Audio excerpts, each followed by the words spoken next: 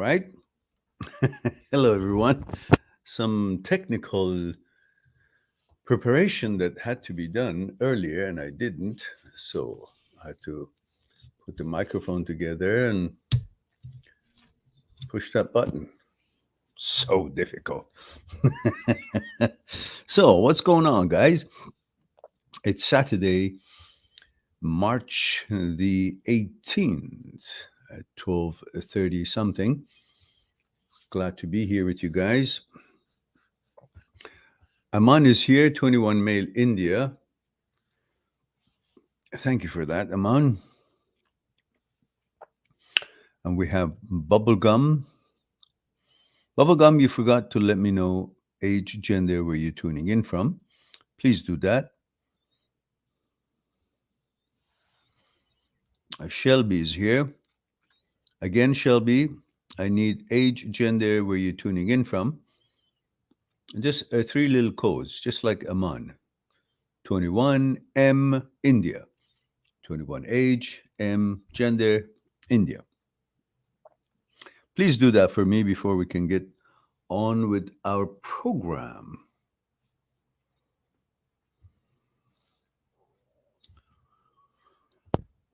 And Cow Ray, hello, and the same thing, please. So Shelby is 15 male Poland. Thank you for that.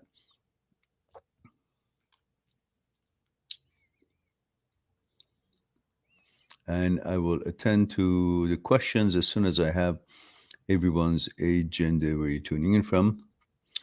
Bubblegum is woman, age 18, and where are you tuning in from, Bubblegum? Europe, Asia, wherever, which country? And Cow Rays, 26 male, India. Thank you for that. Do we have everyone? Only Bubblegum is left to know which country.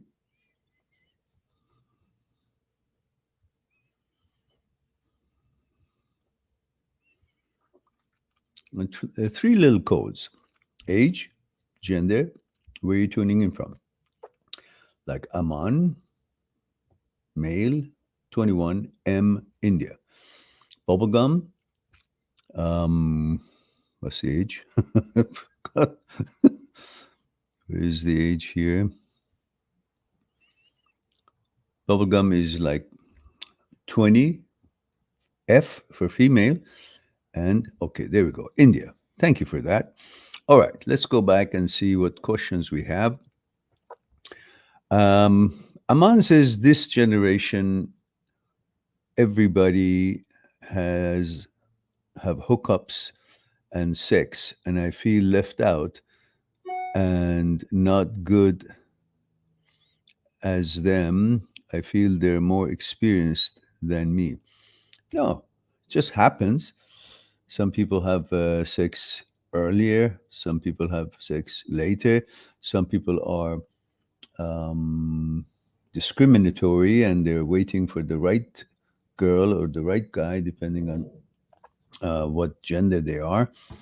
And so it takes them longer to find someone that they connect first and they like or they fall in love.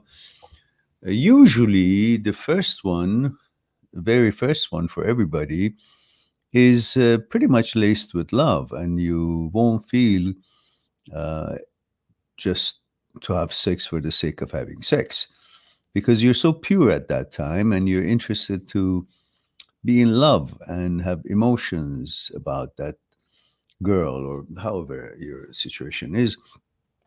So it takes longer to find someone to build that kind of a rapport, build that kind of connection, build that kind of a affection, get to know each other, fall in love, and then um, go further.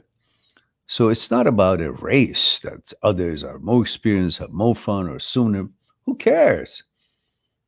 That makes no difference. I know when I was younger, many guys would find a way and to actually go and procure that experience at their early age, or I don't know, some maybe their uncle or their older brother or somebody would arrange it for them, or they would figure it out, or they get together and find out where to go or whatever, however they would initiate and make sure that that happens without love or without anything. I couldn't. I was a different personality. I wanted to love the girl, to like the girl, to know the girl, have some kind of a special feeling towards her, or whatever. So it would take longer for that kind of a mentality than just going after just because you're like, I don't know, 16 or 17 and you want to experience sex, or you go on, you know, find ways to have it happen. It depends. So there is no rush. There is no certain time or certain echelon that if you have so many or at such time, then you're you know I don't know, get a feather in your cap. None of that shit should be in your mind. Just let the nature take its course, and when it's right, and you do it. You'll enjoy it. So, having said that, Bubblegum says, "Hi, Miran. First, I want to thank you for your nice work on HOCD. My pleasure. Thank you for sharing that." Bubblegum says, "Mehran, I just wanted to ask something, by all means." And Bubblegum says, "I'm suffering from HOCD, and today I found a girl to be good looking. It caused my OCD to spike up. Am I safe to discard it?" It doesn't have to be discarded. You can just say, "Yeah, she's good looking." But the fact that you have been conditioned to think, if I pay attention to the look of the same gender, that has an interpretation of this and that and so forth, according to what my upbringing, my values are, according to what cultural values are, according to what tradition is. All these connotations, all these frameworks interfere and interpret something so natural to something that is just not really part of your values or your intention. I remember when I was younger, I have seen, I always liked to be good looking because I thought if the more, good looking I am, the more girls will pay attention to me. So, and I loved girls, I wanted to know them. So I always paid attention to my hair to be combed properly, my clothes to be right, to look nice, and was proud of myself that I thought I was good looking. So naturally, with that mentality, I would notice other guys who were good looking because to me, they were my competitors. And I could have perhaps even envied if some guy looked really nice and good looking, because I would say, well, that is taking my chances with the girls because I think all girls belong to me. So these are natural ways because we like to be good looking. So we actually notice the good look of other same gender because that is what and how we think of ourselves or pay attention to what it is that we are offering and what the girls like. So we pay attention and we like to be good looking. So we also notice others who are same gender and are good looking because that's the way we like to be presented to the girls and have more chances than the others. So this is a natural understanding. Now, all the other connotations, if it hits in your head, then OCD takes place and travels with all the interpretations that are neither here nor there at all and has nothing to do with your intention or inclination, but it interferes with the innocent and natural way of noticing a good look of another same gender. What's the big deal? And you like to see the same gender to look good because that kind of boosts your personality, boosts your gender, boosts your presentation as a man, that we are good looking. So girls would actually, we have a chance with girls. We will be proud of ourselves. When I see a good looking guy, I say, great, he's a feather to the cap of my gender, because we're all, another good looking guys. That means we're not all ugly. we, we are also good looking. And because you yourself are good looking, you appreciate the good look of others. These are all natural things in this life. What is it? We like all good looking things: good looking handbag, good looking dog, good looking horse, good looking building, good looking trees, good looking flowers. But suddenly, when it comes to our own humanity and another human being, same gender or not, and if he or she is good looking, then suddenly that's wow, that has to do with my gender. Oh, that's a problem. No, it's another good looking thing that we all are accustomed to appreciate. All good looking things in this world: good looking aeroplane, good looking car.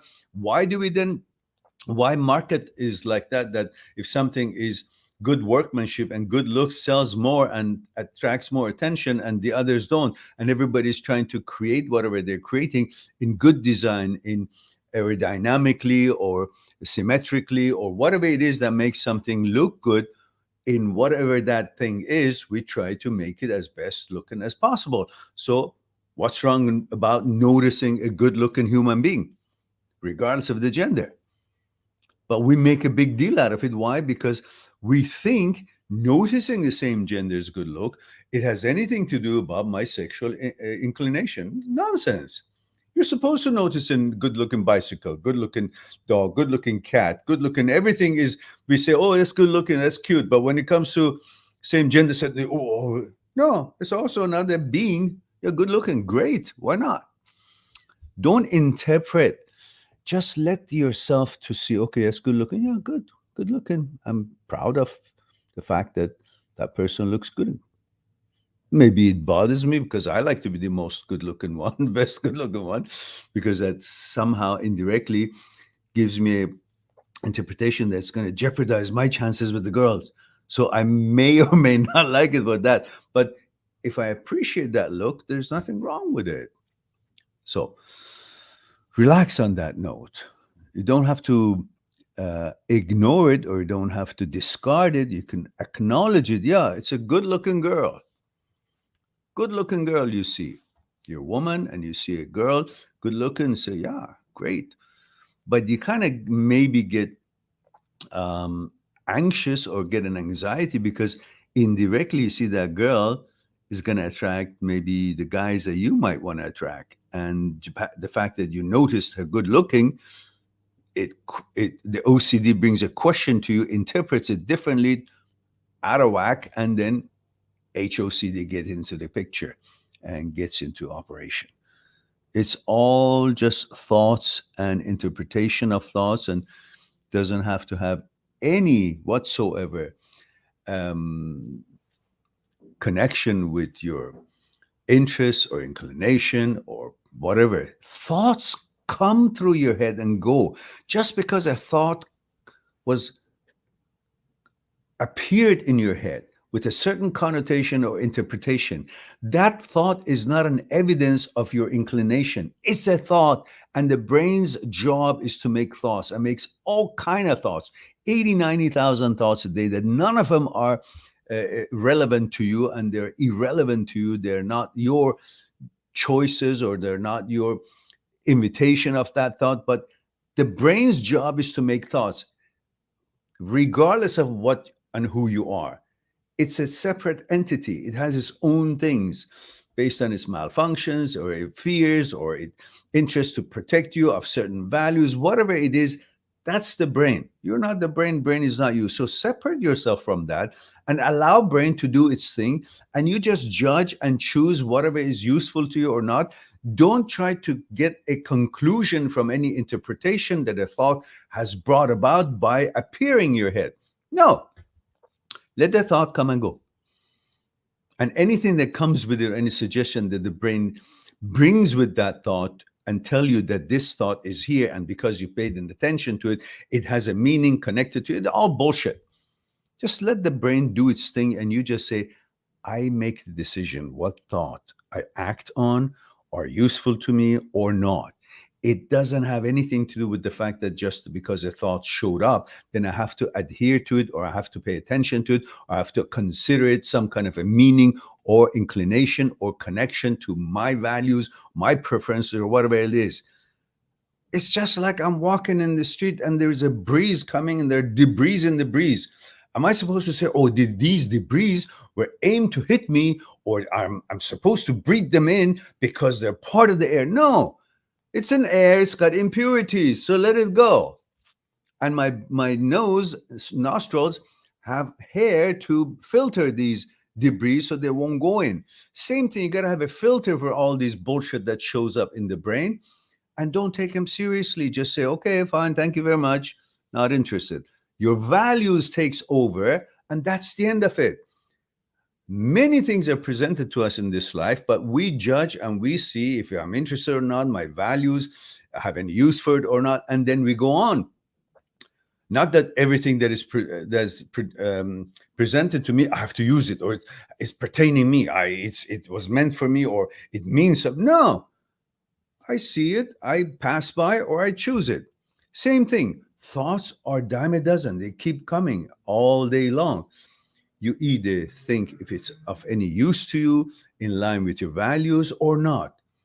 And you decide what's in line with your values or not. The brain, in your core values, in your gatekeeper. Dr. Phillipson calls that gatekeeper, where you keep all your sacred values and things that are your preferences and your choices and so on. And Dr. Schwartz calls it wise advocate. That's where you keep all your values and things that are sacred to you. I call it super consciousness. That's where you actually are aware of what things are your core principles, and you hold them sacred and you protect them, and you gauge all thoughts and all things that happens in life according against those values. Do they measure up with my values? Are they in line with my values or not? If not, I let them die by the wayside. If they are, I choose them. I see what good they are for me or not. Simple. It's not just because a thought showed up, you got to accept it, agree with it, find a conclusion or connection to it. None of that. It's like nonsense, It's like so many cars on the street and they each go somewhere. You're not supposed to say, oh, that many cars, I got to follow them, sit in every one of them, go wherever they are going. No, you're in your own car, you're driving your own, vehicle, going where you're supposed to be going. That's your direction.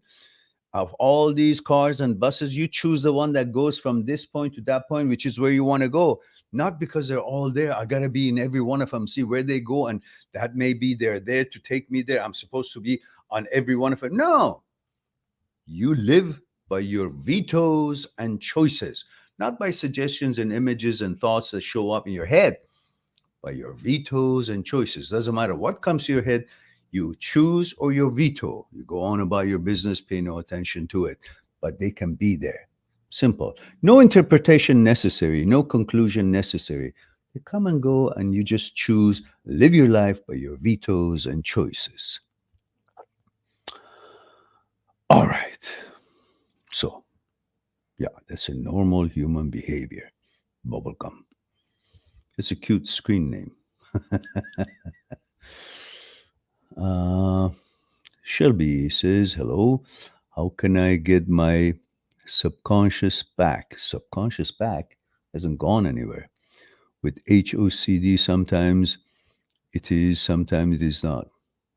No, just got to learn how to rewire your brain by understanding what OCD and OCD subsets such as HOCD is, and learning how to rewire your brain to the default setting, which is you can use the teachings of Dr. Schwartz in the 4 steps, which is, I have made a video on it, which you all know which video that is. And I put it up here for you. The ones who don't know and have not seen it, here it is.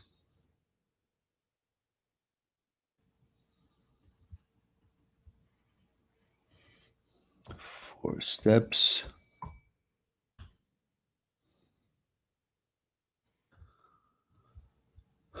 This is Dr. Schwartz's 4 steps that helps you to understand what is relabeling is, what is reframing is, what is refocusing is, and what is reevaluating is. So that is what the revalue is, the 4th step, which after having done the 3 steps for a while, the 4th step automatically takes place in the brain, and you go on and you will be reprogramming and rewiring your brain through neuroplasticity, which is by repetitions of all these steps, how you handle such intrusive thoughts.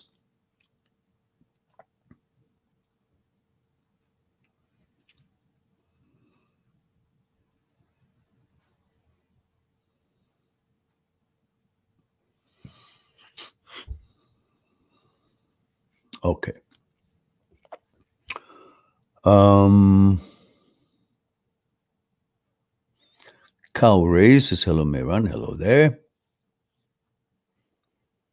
So I put the link for you guys there for Dr. Schwartz's first step. There's a video based on his video describing the four steps. So I have elaborations on it. And anytime anyone who has an appointment with me, as you know, I have a site, www.mindthatseekstruth.com. That's my site. That's where you can make an appointment with me to have a one-on-one on Skype.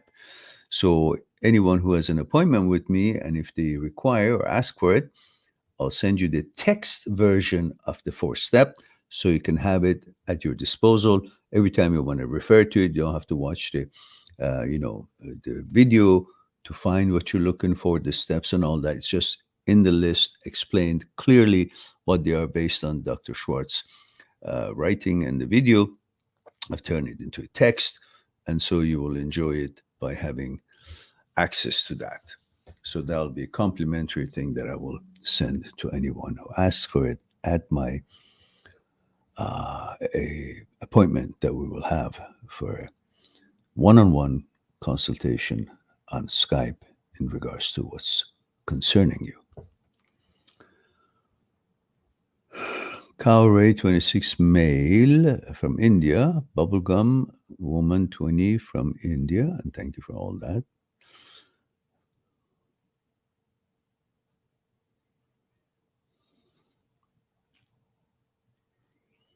And bubblegum, your second question that says, and another question, if it's normal to get good vibes, emotions, along with finding someone good looking. Yeah, as I explained that already before I read your question. See, I can read mine now.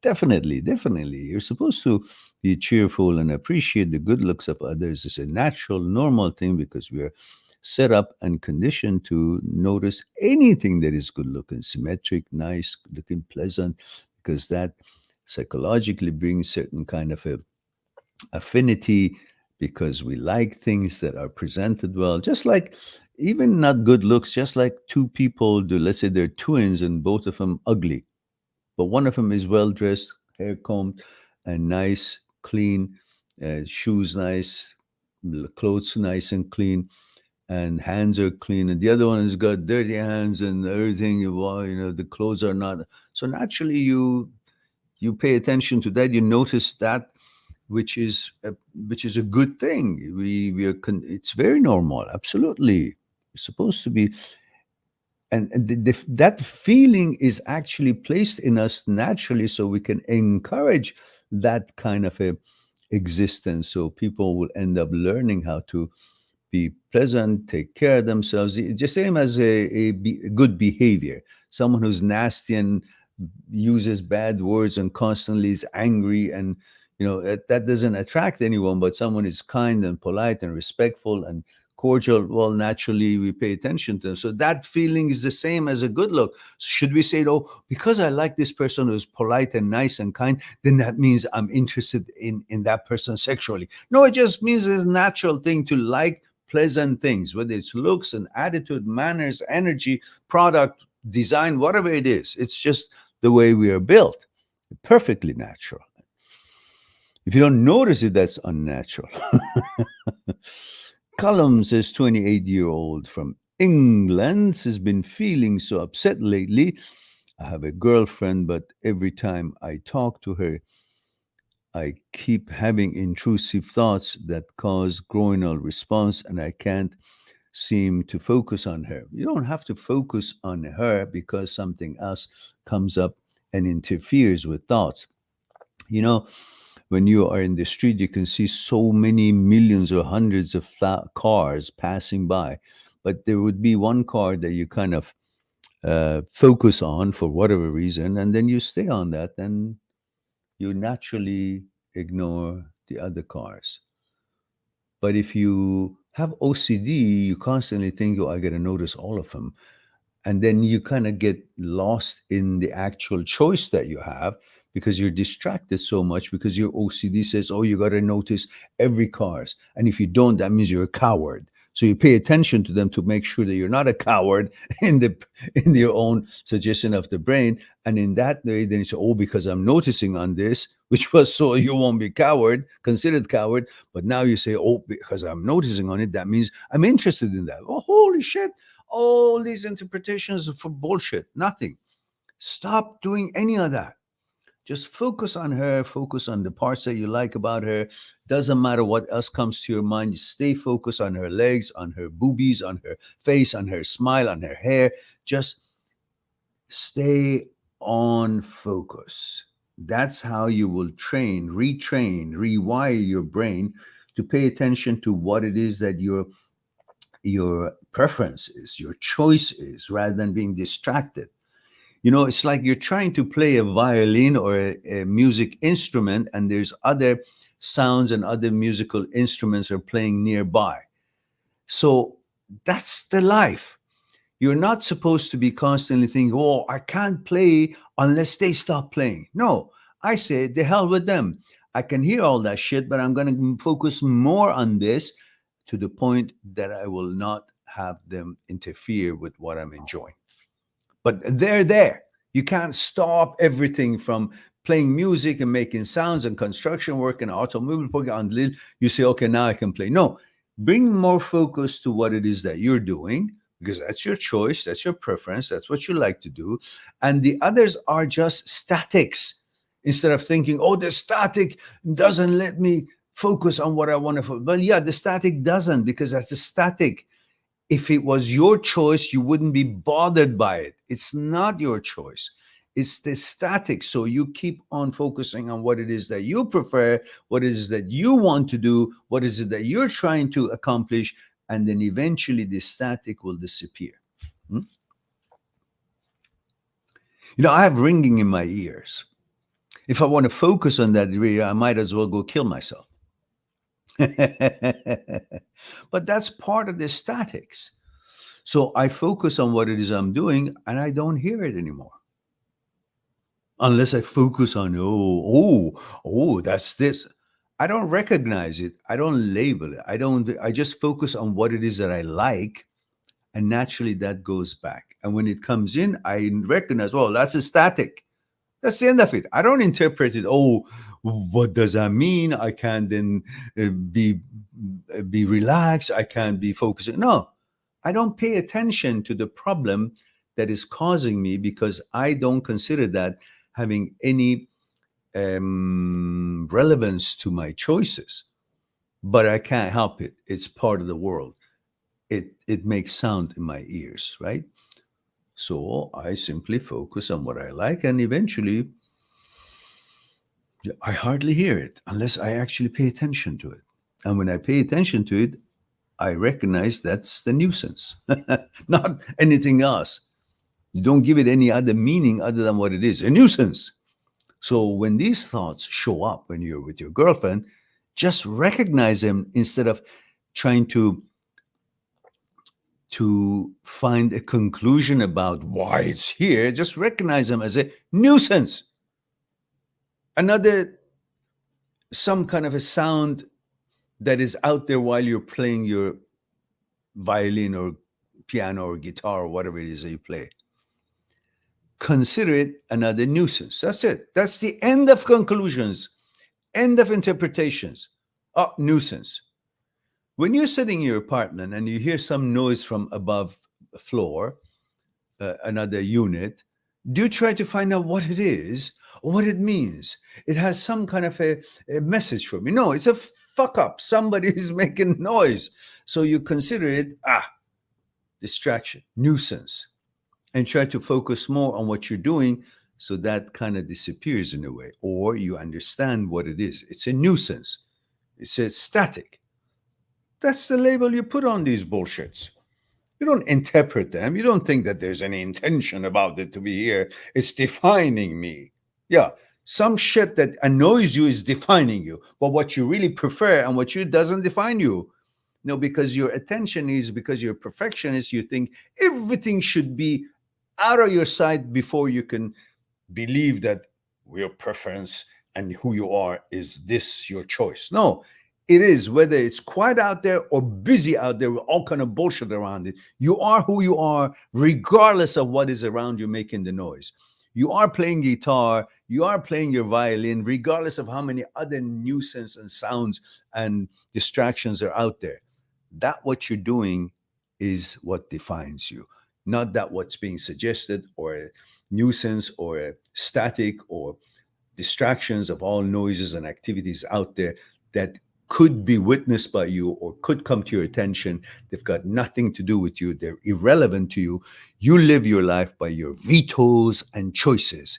The guitar that you're playing is you. The piano, the violin that you're playing is you, not the other instruments that others are playing. The things that you're focused on, the food that you're eating is what you're eating. You're having eggs, you're having some kind of a great, delicious food, but the image of a shit and vomit comes to your head. What does that mean? That you prefer vomit? You prefer shit? You prefer the stinky, smelly of whatever is suggested by your thoughts? No, that's not the reality. Because in fact, and in your action, you're eating that egg salad, you're eating that omelet, you're eating that steak. That's your reality. That's what you're busy with. The rest of it is bullshit, is distraction, is static. You live by your choices and vetoes. That's where your actions are, and your actions define you, not thoughts, images, thought, and bullshit, and so on. Hope that helps you out.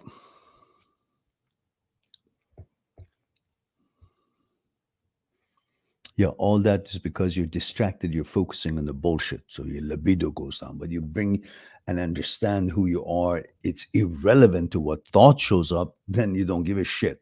You can even have sex with your girlfriend. Just like if you're in the jungle and you guys are hand in hand walking around and you get horny and you get at each other and you're so into each other and focused on each other, you don't give a shit that there's so much shit and garbage and maybe worms and bullshit all around. You just do what it is, where it is, and regardless of what's around you. But if you focus on the shit and the worms and the things that are on the ground and it's disgusting, then naturally it's going to distract you and it's not going to let you do what you're doing. But in that situation, you don't care about what's around you. You focus on what it is. The same thing here. You shouldn't care about all these thoughts showing up. You focus on what your preference is, what you want to accomplish, and that's the end of that. Then naturally, after a while doing that, the other stuff don't even show up because the brain says he doesn't give a fuck and he's not distracted. So let's just pack our bags and go somewhere else. And that's how you deal with these sort of things. Otherwise, these things are part of life, part of the malfunction of the brain. You can't help that. And you're not supposed to wait until the brain becomes really quiet before you start doing what you want to do. It's like saying, oh, I can only go fishing or go boating when the ocean is calm and no waves. It never happens. There's always waves. You got to learn to become a good captain and row your boat, and with knowing the knowledge of how boat works and how you can direct it with, how you can keep its balance, and you become that captain that can take your boat to fishing or any other destination, other islands, regardless of the situation of the ocean, rather than, oh, the ocean must be quiet before I can actually go boating. Well, then you're limited to bullshit of a surrounding rather than your choices and vetoes and your expertise. And that's how cookie crumbles. It's time for tea. Stop conclusions. You'll be fine. Conclusions are the problem. Thoughts are the roots of all problems, as Mr. Jiddu Krishnamurti has taught us. Ash says, hey, Meran, you know I'm not a fat guy. I don't know. Maybe you are. Who knows what you're eating? and never will be. He says, but I have been a bit lazy for the last few months. I've got muscle under a layer of ab fat at the moment. I can feel it, but can't see it. What's the best way to drop that fat off, in your expert opinion? Well, I was pretty chubby just a couple of years ago, and I had just, I don't know, less exercise and more eating, maybe.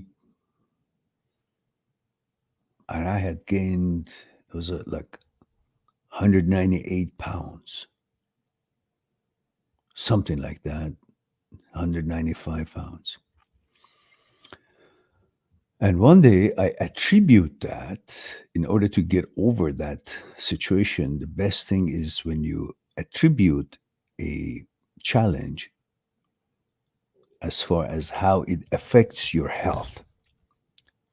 And survival is the most important thing in our life. And to be healthy is what helps us to survive and have a better quality of life. So when you attribute and connect such challenges to your health, and health being the most important, the paramount, then you will be adamant, you will be very focused on dealing with that. So I did that. I considered that affecting my health, affecting my ability to be the kind of man that I am, that if I want to please my woman, I have to be in good shape. And that was a motivation for me, because I love women and I want to please my girlfriend in sexual ways. And for that, I have to take care of what needs to be taken care of, so I can do what I hope to do. Because in a way, maybe I'm a perfectionist and I don't like to not do my best when I could be or should be capable of doing a good job in whatever it is that I do. When I'm building something, repairing something, or attending to my girlfriend. So I said, and also I said, well, that's not good for my blood pressure. That's not good for my cholesterol level. That these are all, and I saw my cholesterol level had gone up. And I didn't like it, because I love life and I love to be strong. So I researched and came across Dr. Alman Raw. He lives in some kind of a jungle, I guess, with his wife. He's fit like a fiddle, tough. He's got the world record for deadlift, but not big, huge, chubby guy. Fit. And so my son got in touch with him and got the protocol of, and I watched and read some of the stuff that my son got from his organization, and I read it, and something seemed doable for me. And from his tapes, I watched his lifestyle, and it was quite harsh, but I'm up for harsh things. I was an Aikido student, I was in the military, I can do tough things. And if I want to make a difference, sometimes you got to do tough things. And I got to be up for it. And I say, I can do that. And that was this. I got up, had my breakfast was a shake, uh, protein shake, I don't know, banana and my egg white shake or whatever protein shake it was, a little bit of peanut butter in it, blueberries, whatever your favorite shake is, and my supplements, antioxidant supplements. That was my breakfast. That was it. All day, nothing. If I was hungry, maybe half a green apple or maybe a few nuts or maybe few, uh, or bunch of blueberries and things. Something very simple. No more food. Then I would go to the gym for 2 3 hours, or whatever. Maybe even 1 hour would have been enough. I would then top it up with some half an hour of running or uphill walk on the treadmill. And then I would come home about 9 10 o'clock at night. I would have um, a concoction of lentils, pink lentils, or beans, um, navy beans, with one onion and one tomato and lots of curcumin. Uh, um, what's the other word for curcumin? I don't remember. The yellow powder, orange powder. So I would mix them all, and I wouldn't use much salt, but if you want, and some pepper, and I would eat as much as I wanted it. That was my dinner. So that's it. Morning, the shake, then my day, and then gym, and then the beans. In first month, I lost 12 pounds. Second and third month, it came up to 25 pounds. Then I maintained that for the next 8 months.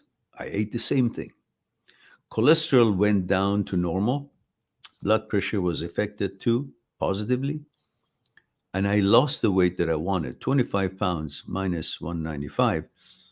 I was now something like 15, that's 80, that's 10. Yeah, that's about 172, 173, something like that.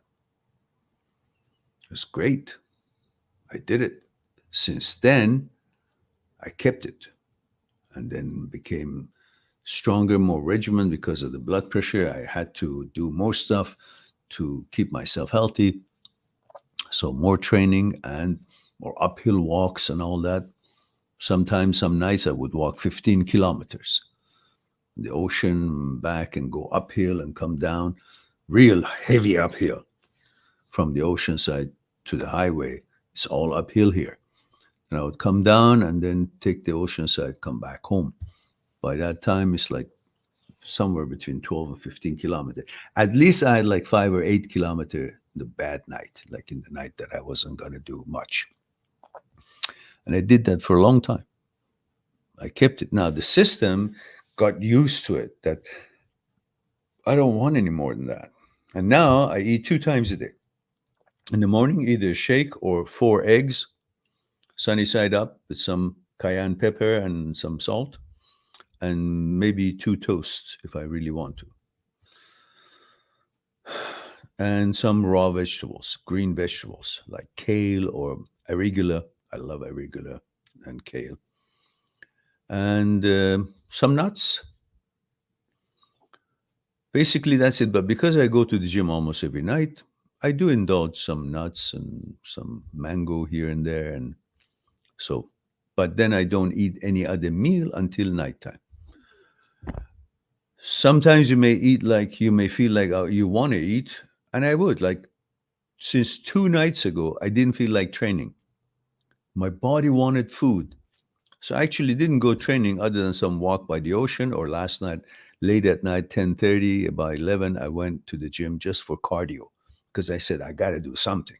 But I didn't want to do weight training. Everywhere hurting because I've been training quite hard and heavy past while, and I just wanted to eat. I just wanted to eat. So I ate. I had 3 sandwiches yesterday, made them, pickles and tomatoes and olive oil and chicken breast and all that. I had 2 of those. The night before, I had 2 3 chicken burger, but all homemade stuff. And for me, it was like pigging out, but I needed it. I just wanted food. And now I'm back to my regiment again. I just had my breakfast and I won't eat anything other than some, I don't know, pistachios and nuts and things. And if I go for cardio tonight, maybe I won't tonight. I can't. Got something else to do. And that's basically what you got to do. You got to stick with it. And you got to focus on the fact that you're doing this for a purpose of your health, not cosmetically, purpose of your health. This is going to be good for you mentally and physically, and you're going to be in shape, and you're going to attract more girls, hopefully, or at least, at my age, I'll have a chance. Or at least I think I do. So that's how you treat yourself. Focus on why. Not that I have to do this, not that I'm getting fat. Why? Because I want to feel better. I want to be healthier. I want to be more agile. I want to be more focused. I want to be more attractive to the girls. And I want to be strong. You got to have a motivation, reasoning for what you're doing. Not just, okay, I got to do it because it's a good thing. No, got to really have a reason for it. And then you'll be fine. You'll get it done. And, oh my goodness, my friend is here. Says they call me Jesse. Hello there. How are you? Good to see you. I'm a fan of his channel. They call me Jesse is a channel on HOCD. I recommend you guys to check it out. And he's a great guy. He's a great heart. He's a helpful man, positive man, a good person. And so I recommend, if you like, you can check his channel. It says they call me Jesse. And he says, Mehran, you're a good-looking guy, just like me. There's my man. Good for you. Good for you. Now, what's left is to find a good-looking girl. Somebody who's really full of himself, full of herself, just like we are, right?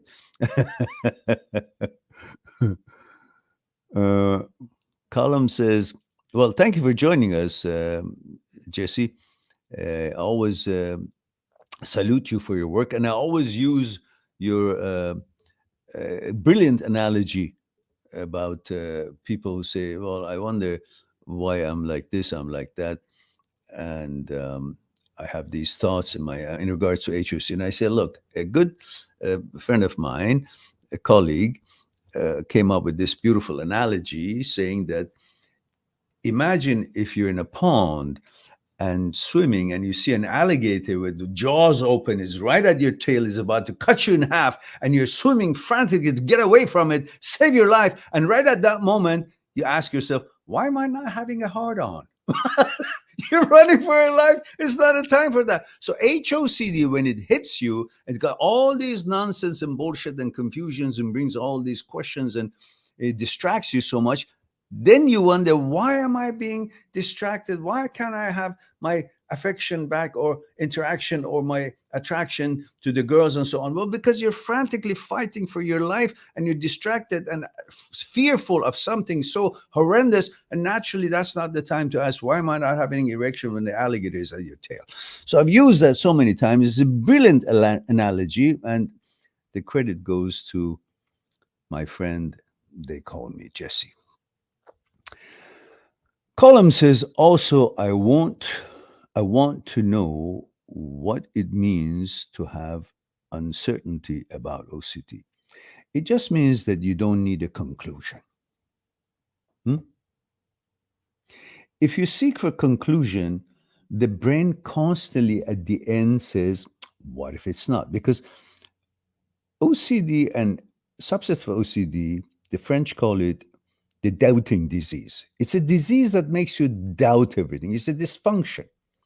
So it doesn't matter what conclusion you come to at that particular episode that it hits you. You go through all these hooplas and you calculate and you logically imagine and discuss and you come to a conclusion. Oh, so, okay, then that's how it is. That's why I think that way. And then you say, and the brain can come and say, what if it's not? What if you're right, wrong? It doubts everything, yeah? Same thing here. Uncertainty, it just means you got to stop looking for conclusions and let things be as what they are. It's a debris in the breeze. That's all. Why the debris is here? How could it get here? Is it going to be like this here? Does it mean something? Am I supposed to breathe the debris in the air? None of that shit. It's a debris in the air. That's the end of it. No conclusion necessary. That's the problem most people hit with OCD and HOCD are faced with. They're constantly looking for conclusion. They think they have to have a conclusion in order to feel normal. You don't. Life is not about conclusion. It's about just seeing it, observing, and letting it go. That's all. I see a donkey is licking his foot. I don't need to know anymore. That's a donkey licking his foot. That's it. Bye bye. Next, I see a dog sniffing his tail. Okay. You try to find out, oh, what does that donkey's messages to me? Why did I see it right now? I did the other days I didn't see it. Before I never saw it. Now I see it. Must mean all that bullshit is just occupying your brain. If you learn to live life by observing rather than coming to conclusions of one kind or another, then you'll be free.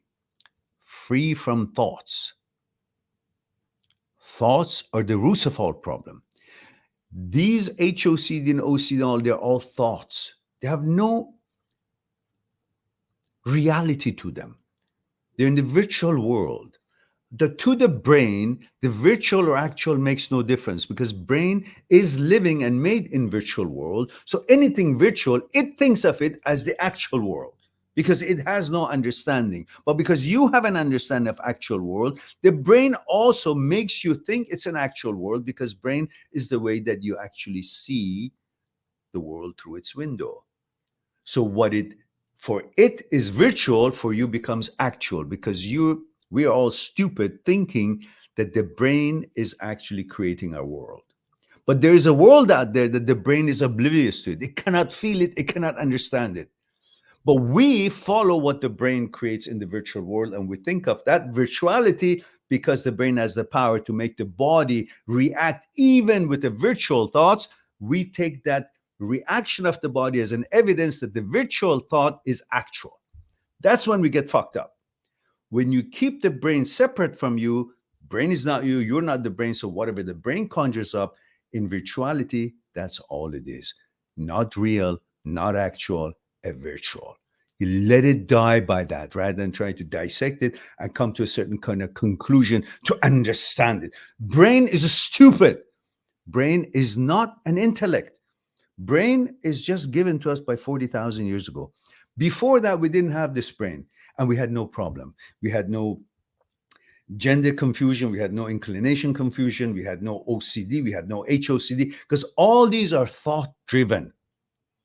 And before 40,000 years ago, we didn't have a brain that could speak or think. That's why we had no problem.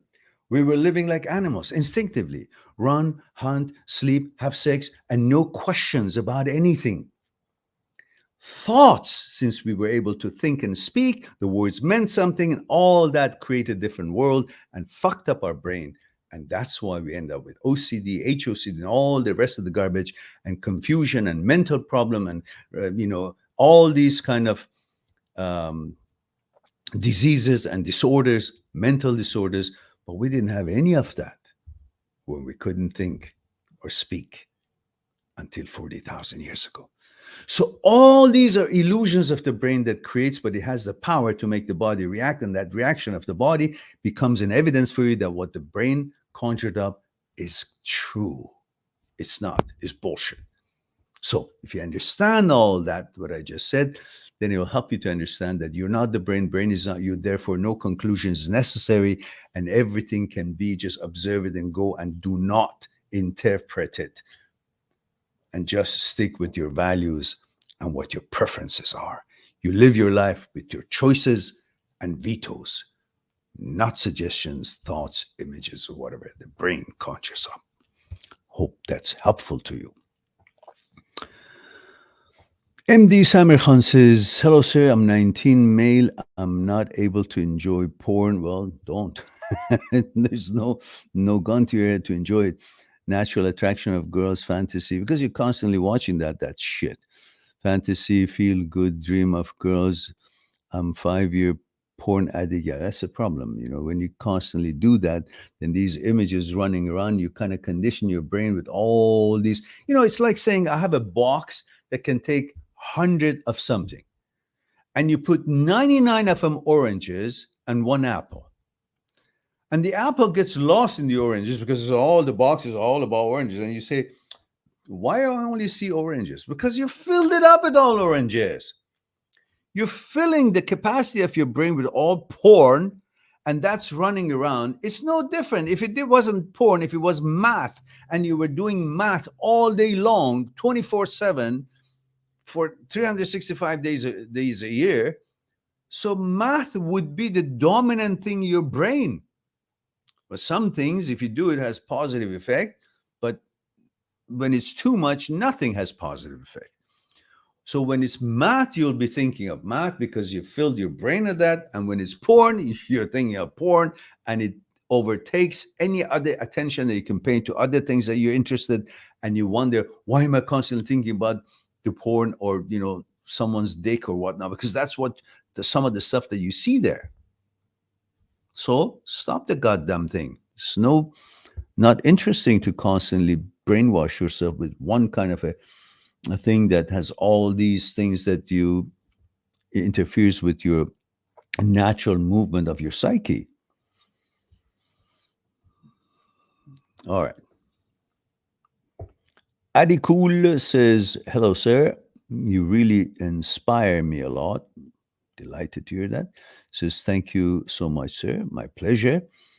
Says, you're my motivation. Well, you are the motivation. If you weren't there, nothing else is there. I wouldn't even mean anything to you. So you're the very most important thing. Don't forget that.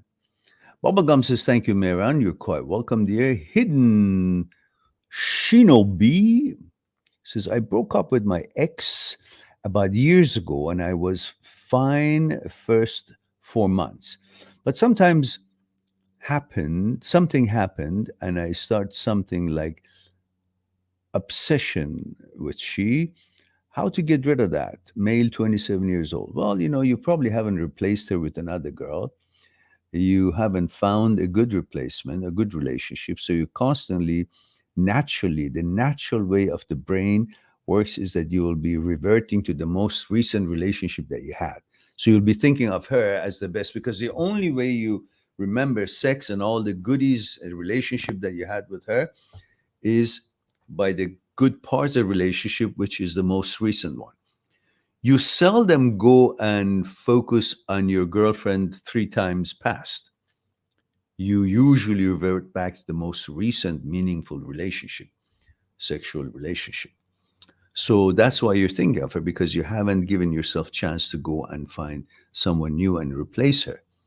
And you've now conditioned your brain that she's the best. You keep thinking about her, you're encouraging that activity in your brain, and your brain is now conditioned, habitual. It's in the habit center that, according to neuroscience of habit, you're now in the habit of thinking of her as the best. It's not necessarily, don't even know why you think of her the best. You don't have any point of reference. You haven't found somebody that is superior to her, which I'm sure they are. But because you haven't found anybody, you can't actually, and even if you had other girlfriends, but you've constantly been thinking of her rather than separating yourself from them, focusing on what life actuality really is with her, with the new one. So naturally, you brainwash yourself into thinking she's the best and she's the only one that is going to get you out. MD Samir Khan says, Mehran sir, how you dealt with this HOCD shit, especially. I already discussed that now. I think I answered you before. See your question. MD Samir says, I feel in my brain during heavy anxiety, some parasite is eating my brain. That parasite is your attention to the thoughts that are irrelevant to you, and you have made it look like as if it's relevant because you were looking for a conclusion. You're trying to stop thoughts. You're trying to push them away. I'm trying to say, let them be like the debris in the air. They're there, but you don't focus on them. You focus on the oxygen that you need. So these thoughts can float around because the brain makes 80, 90,000 thoughts a day. You can't be constantly analyzing every single one of them. Why are they here? What do they mean? No, let them be. Just like when you go to the bathroom, you shit with all kind of qualities, beans and shit and food and everything else is in the but you don't say, why is this here? Why is it? Well, it's part of the shit. So you don't have to analyze everything. Same thing here. All kind of thought shows up, but you want to analyze why, because you want to be perfect, as if the garbage that the brain makes, if you analyze that, then you will be perfect. No, your perfection that you're looking for is based on your accomplishments and your contribution to the society and your actions and what you're involved in life, not about what thoughts showed up. That son of a bitch is trying to make you think that the world is all about illusions and the conjuring of what the brain does in virtuality, and the actuality means nothing. Why? Because brain doesn't understand anything actual. It thinks of everything in the virtual world, and you're now following it, thinking that the garbage that it makes is the actuality of world. No, it's bullshit. It's make believe. Just don't believe. Move on with what you want to accomplish, not what the brain wants. It's a different shit. It's not you. Brain is not you. You're not the brain. It's some goddamn thing that is given to us to use it, but the bastard wants to use you by confusing you, by injecting shit into your life and making you think that the brain is your life, brain is your world, not out there. Don't buy into that. Let him think whatever he thinks. Just don't pay attention to it. All right. Now, Ash says the ringing in the ear is the perfect analogy to describe intrusive thoughts and how to deal with them when the room is silent and I am doing nothing. I hear the ringing so loudly. Well,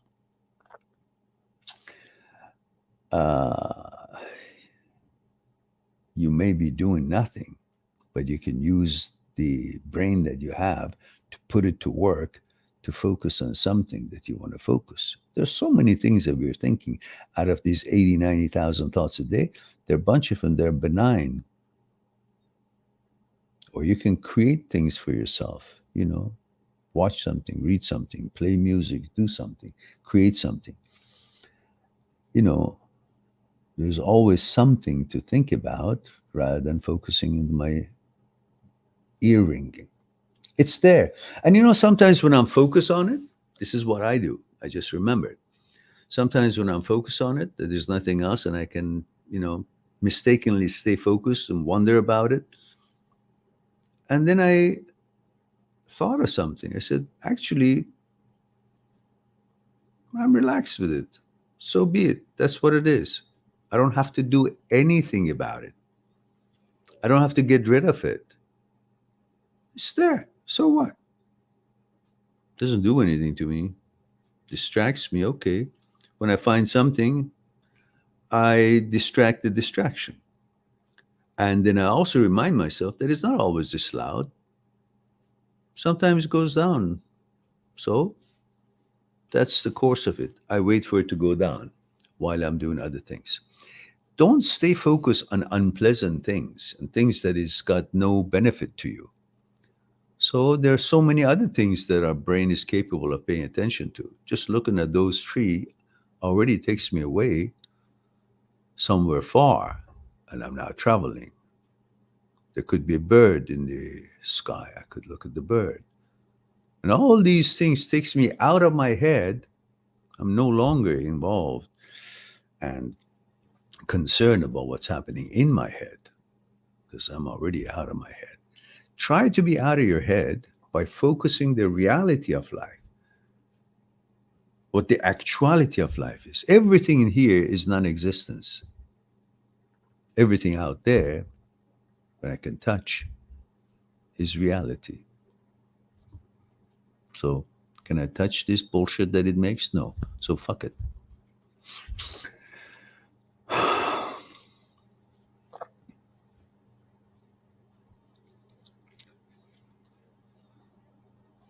Ash says, thanks for that, Mehran. Going through struggles as a man is what develops masculinity too.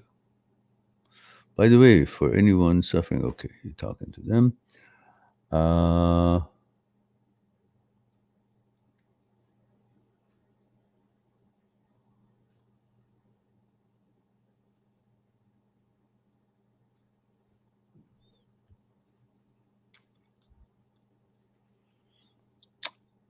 MD Samarkhan says, I'm 19, India, male, male answer. After my father death from 3 months, I'm doing nothing, waking late, not doing physical exercise, eating lots, and I'm trapped in a negative aura, left studying for some time. Uh-huh. So, what do you think it has given you, this regimen that you just explained? Sleeping late, not working, not doing physical activity, not doing exercise, and using the excuse of your father died. So, what has it given you? Has life come better by doing what you're doing?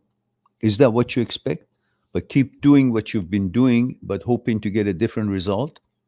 What you've been doing, which you explained, hasn't given you anything. So why are you continually doing what hasn't give you anything, but hoping that this time by doing the same shit is going to change your life, when you know that it hasn't changed your life, it has even made it worse? So why you continue doing what actually is not doing anything good for you, and keep doing what has done bad for you, and hoping that this time by doing the same wrong thing, it will this time do something good for you? Is this logical?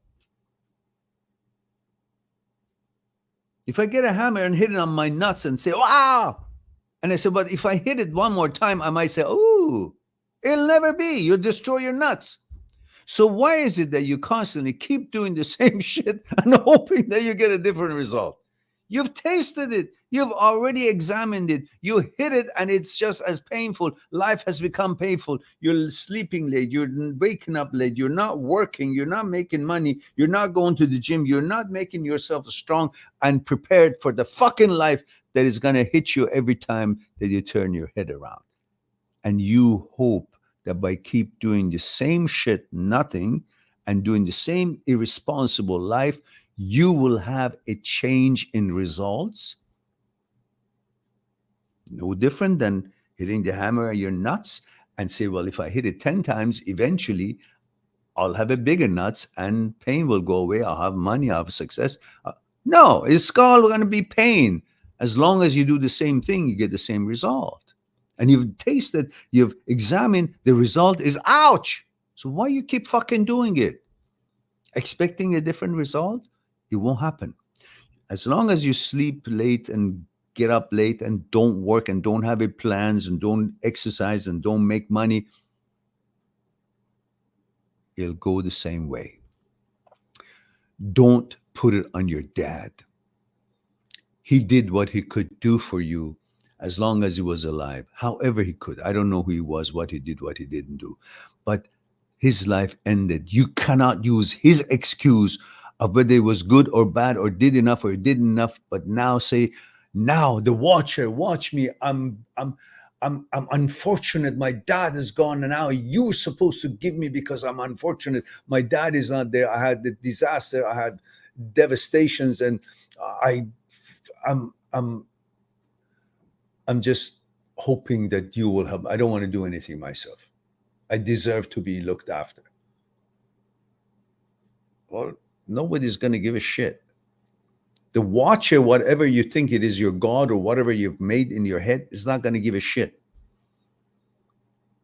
And if it's a real God out there, says, well, I give you two hands and I give you two eyes and I give you legs and I give you brain to study, learn, and do work and make money and live your life. I've given you all the tools. But you're not using it. Fuck you. I'm not going to do anything. I've got so many other things to do. If there's a real God out there. And if there's not, well, you're out to lunch. You can just do what you're doing until the cows come home and nothing will happen. So it is up to you. You want to use your dad's death as an excuse that you're going to be sitting on your ass and doing nothing and feeling sorry for you and hoping that the world will feel sorry for you and come and give you a handout, and you come end up being a beggar in the street, and you were hoping, you were thinking that everybody is so lucky and I'm unlucky. Or you're going to say, well, everybody dies, and that unfortunately was the time that my dad went. Now what? Now I got to be smarter and faster and better, be on my own. Now I got to do all kind of things that I got to do because there's no more dad to help me out. We all lose our dads one time or another. I lost mine that I loved so much and I learned so much from him 12 years ago. 12 years ago. It's not specialized to you. Everybody loses their lads. But what you do after is what you either honor them or you roll like a dog and you die and then make them feel shame. Why? Because they feel they didn't do enough to prepare you. So when they leave, you will take on the charge. So if you don't want your father to be sad, then get off your ass. Build something out of yourself in this life. Go to the gym, do your studies, get a job, make money, make life glorious as long as you can make it. We all die one day. Why should we die poor and unfortunate and haven't tried the challenges? Take him by the balls and go for it. Do your best. Make your dad proud. The dad, whatever you did, gave me power to continue and make my life a fortune or fortunate. It doesn't matter how much money you make as long as you will be able in control of your life and attend to your responsibilities, duties, and to yourself and to your needs and have a healthy life, simple life. But rolling like that, like a worm and dying, and then blaming it your dad or the God, it's a cop out. And I don't believe in cop outs, especially not in a young man like you. Get off your ass. You can do it. You know that. You know that. You know that. Don't pamper yourself. You're 19. That's a time. That's a time to become tough. Sorry that has to be so early, but so be it. Some says world will not give you the pain if it doesn't think you can take it. World will not give you the challenge if it doesn't think you can handle it. That's your challenge. And because you can handle it, it has happened that way. Get up your ass, show it that the world was right. Your dad left you because he believed you can handle it. Show him he was right. Honor him. The only person who can end this bullshit is you. Nobody gives a shit. Nobody in this life gives a shit about you or me other than us. So, get up. Next time I talk to you, I want to see your bright-eyed, bushy-tailed, going to the gym, taking care of yourself, sleeping on time, getting on time, going to your school, finishing your schooling and education, get a job, and go get a pretty girl and make a family. Then we'll talk. See how you are then. Julian Ledex says, hi, Miran. I'm 27-year male. Thanks a lot for your videos. I've been dealing with HOCD since 2 years, and it has been really helpful. Delighted to hear that, Julian. Says, I'm doing way better. One thing that keeps bothering me is that I don't know why I don't have groinal response towards girls, because it's not appropriate. Because you're constantly thinking, oh, I'm looking for it. I should have a groin response. If I don't, then that means I'm still in HOCD and I'm looking to end it. So I'm looking. So while you're looking, the dick says, come on, leave me alone. I'm not going to give you a groin response because you're looking at it. Leave me alone. You know, you can't shit if somebody's looking at it. Now, in your situation, you can't expect it to do what it does when you're looking at it. Are you coming up? Are you? How come you're not there? Well, that means what? That means you're constantly distracting yourself to HOCD while the poor thing says, give me the fuck alone. I'll do what I got to do. When you stop putting these shit in your head and getting these garbage out of your head, then I can breathe and be peaceful and I'll be focused on the fucking Literally, on the fucking. So help it out. And Jesse says, "Thank you, Mehran, for lovely compliments. I've mentioned you in one of my videos too. Peace and goodwill, brother. And same to you, dear Jesse. Yeah, you're a good guy. Anytime. And thank you for that. Appreciate it. Uh, all right. IQ tester says, is it worth still to try dating lesbian if you didn't know before? I'm sorry? First of all, you let me know if you're a man or woman and how old you are, which country you're from, IQ tester. Then I will read your question again. It's hard to accept this history. I can't trust mentally destroy. It's very incognito, your question. I really don't understand what the whole question really is. So maybe you can tell me you're a man, you're a woman, and what this means. Um, it's worth it to try to date a lesbian or not.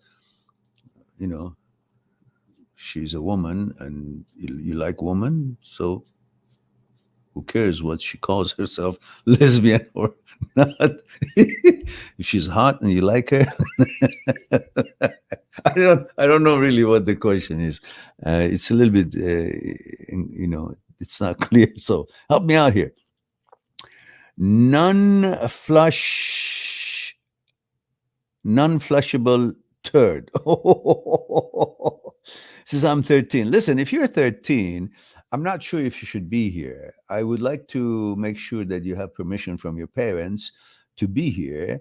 And then, of course, by all means. So, could you kindly check that and say if it's okay for you to be here?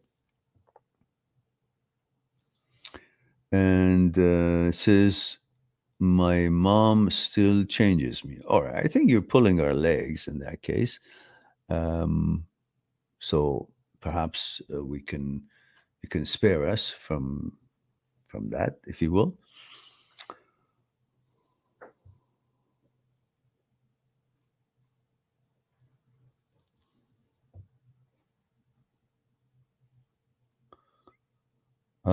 Drum Ash says, I think non-flush third might be trolling. Yeah, I figured that out because it's just.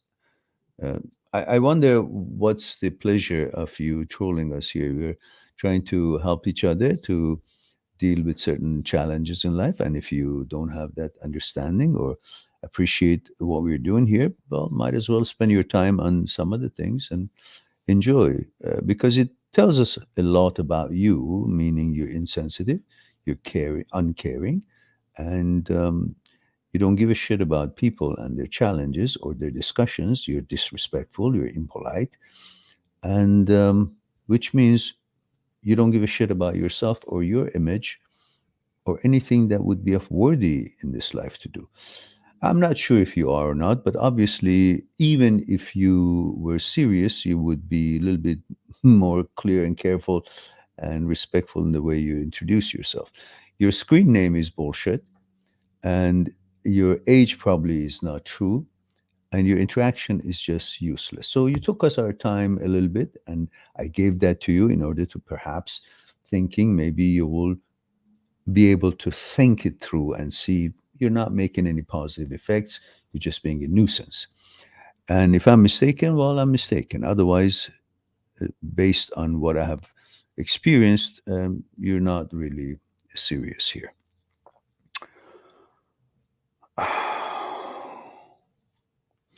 Just Mike says, Male 34, Germany. Ah, wie geht's heute? Geht's gut? Guten Abend, ja? Says 2 years after my former fiance broke up with me, just before our wedding, oh, good timing, yeah, I finally met a new woman. Ah, nice. Isn't that always exciting to meet a new woman? So full of surprises and interesting things to share, and it's very beautiful occasion. Says she's 30, no kids, never married, very attractive. She treats me well and wants a family. Go for it. Only issue is that she doesn't seem to be very intelligent. Who is? She's talented in her profession, carpenter. Wow. I'll date her in a second.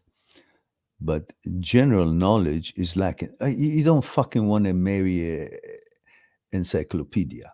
Fuck it. If her values to take care of you is there, that's the kind of woman you want. I don't give a shit what her education is as long as she's a decent woman. She's kind hearted. I want to just put my head on her bosom and just feel safe after a whole challenges of the world. And that's what you're looking for in a woman. When you want to get a fucking librarian or a, what, a writer, what, do your own thing, your own job, and she's doing her own job. What else do you want? You want to show her off to what? Books or a bunch of assholes who talk about this and that and scientific this or scientific that, but they have no values in life? Life is about when you come home and you're with your sweetheart and you can have a tea and have a conversation. I don't care about what. It doesn't have to be about brain surgery or astro- astronomical stuff or about space travel. Talk about her hair. Talk about how her day was. Talk about what she created that day. Talk about the things she wants to talk about. Cook together, build together, walk together. That's where the life is. The rest of the stuff, fucking go to library, open a book and read whatever the hell it is that you are looking for. Got it? Go marry her. Don't waste your time. Good woman is hard to find these days. All the bullshit going around, all the garbage going around. Women are not women anymore. They're trying to figure out what is a woman. Fuck. Live your life. Go kiss her hand, marry her, put a ring on it. God damn it. Or just live together. Or just be kind to her, be nice to her, be a good boyfriend to her, take care of her. Appreciate what she's giving you. Don't constantly ask, why doesn't she have that? Why don't you focus on the things that she does have? Why don't you appreciate those? Why don't you focus on the things that she doesn't have and you don't want her to have it? Why don't you appreciate those? You're focusing on a bunch of garbage that is useless. You want to know about that general knowledge? Well, go find the general knowledge. Things that you guys need to know, well, just make a summary of it, put it there, and both of you would adhere to it. So the rest of it, just Mike, is outside. Outside, it's the name of a place where there's a asylum there. The crazy people are in there. So that means it's crazy. Macht nichts. The rest of it is macht nichts. She's good looking. She's pretty. She takes care of you. Just, just live. All of the rest of all these smart girls, this and that, and has an education is all fucking bullshit. If they come out and talk about bullshit feminism. Feminism is as far as uh, equal opportunities. They would be able to accomplish anything they put their minds on. They should have all the rights that everybody else has. These are all feminism as far as that. I appreciate that. I'm all for it. I'm behind them. But anything more than that, that they can do anything a man can do. They don't need the man. They know this or they got to be dominant. All that fucking bullshit is just nonsense. We want feminine. We want women who love to be women. The things that we can't have and we are not. We want to find it in there to complete us. Bunch of politicians have sold all that garbage to them and to get their votes, and these women have now turned to some kind of a bullshit that they don't think that men are valuable and necessary in this world. Who goes to war for them? We do. Who does plumbings? We do. Who builds construction and buildings? We do. Who goes to earthquake to save people who have survived? We do. Who builds road? We do. Railroads, we do. We have a place in this life. We protect them. We do most of the provisions and we go and do whatever we can do to bring comfort to them. So we have a place. And the woman who appreciates that is the woman I choose. The woman who doesn't can go and jump in the lake and do whatever they want to do. That's not for me. And I don't think you want anything better than the woman that you got. Go get her. Be nice to her. Be good to her. Appreciate her and promote her by choosing her over the garbage that is out there that looks like this and like that and acts differently and pretends this way and then in their heart is bullshit. Just don't lose your way.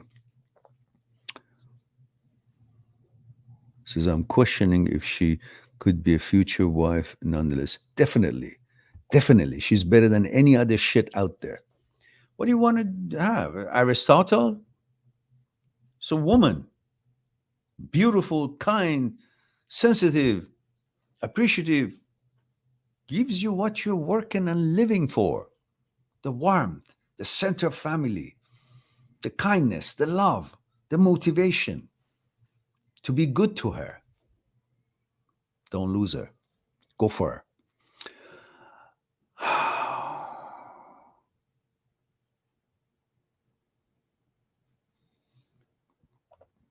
Now, if you lose her, when I can travel, because I'm not vaccinated, these bastards don't let people unvaccinated travel. I'll come to Germany and grab your ear and beat you with the ugly stick, and you don't want to do the rest. So next time you send me a note says, Mehran, I'm living with her and she's great and I love her and I take good care of her. And Column says, Mehran, ignore the trolls. Your work is fantastic. Thank you very much, Column. No, I don't give a shit. We haven't had trolls for a long time. These idiots. Um,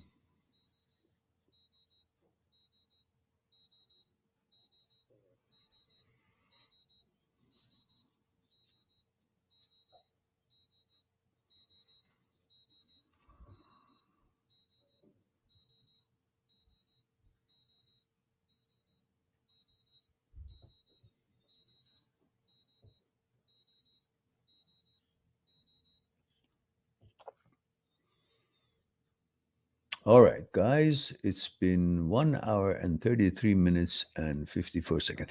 I give you a station identification. I warm up my tea. I'll be right back. And you guys put your questions together because we're running dry now. Subscribe on my channel, visit my channel, and go through the videos that you might be interested in. Mind@seekstruth.com, making it one step away to talk to me one-on-one on Skype and discuss what concerning. I'll talk to you soon. Well, we too, like the iceberg, have 1,000 times bigger powers that is not visible, and we must. Why? Is it something we're rambling on and I expect you to accept it? Or is there actually another power within us? Would you come and help me out? Okay. What I want you to do is put your hands underneath my arms and just lift me up. There we go. Okay, now, that's my physical part, right? Same thing. Again, with that. Just want to see if there's any difference. Go ahead. Now, go ahead. Now, this, go ahead, when you're ready. Go ahead. So you see, this is different than what he was doing, and I'm not really doing anything. You convinced? Yeah. So are you guys convinced that there is something other than, thank you. Yeah, Thank you very much.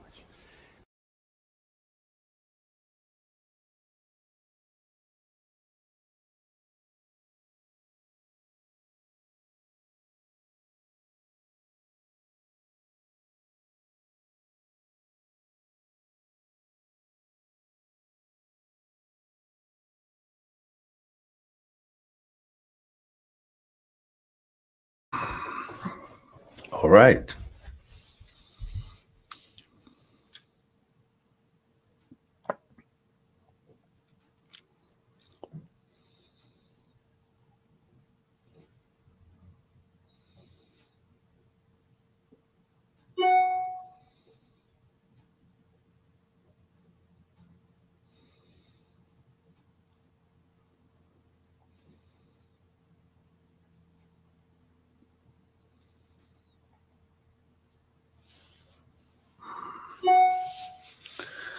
All right. So I guess there's no more question here. So if that's the case, that's my cue to go and start having a nice walk on the beach. It's a sunny day here, and before we lose that sun, we need to get some sun, right? All right. Guys, thanks very much for being here. It's time for me to say I love you all. Thank you very much for being here, giving me the opportunity to share a thing or two with you. I look forward to our next live stream. In the meantime, be good to yourself and to the others. I'll talk to you soon. Bye for now.